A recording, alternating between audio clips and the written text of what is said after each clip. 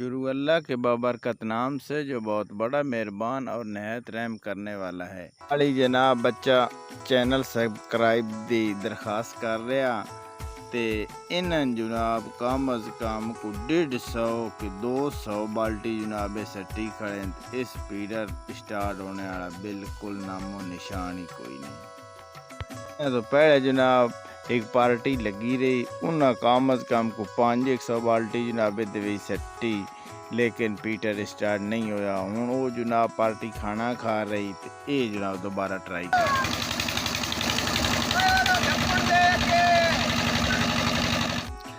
जनाब दूसरी पार्टी थोड़े सामने खाना खा रही तो ये जनाब खाने भी गोश्त ही पसंद करेंगे। गोश्त वखरे खाना नहीं खाते तो गोश्त भी परिंदों का खाते, ज़्यादातर ये तिलोर खाते।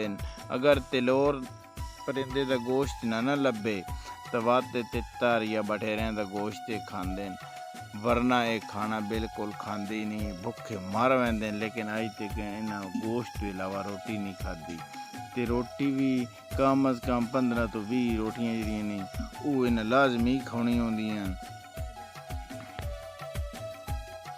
एक तवील अरसा मेहनत तो बाद आखिर जनाब कामयाबी रंग ले आई और पीटर स्टार्ट हो गया। इन्हें बंदे दी खुशी दी बिल्कुल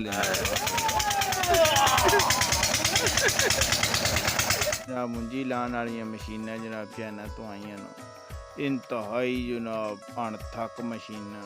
इन्होंने मशीनों ते जनाब ना कोई सप असर करेंदा ते ना इन्हां ते जनाब कोई बिठू असर करेंदा।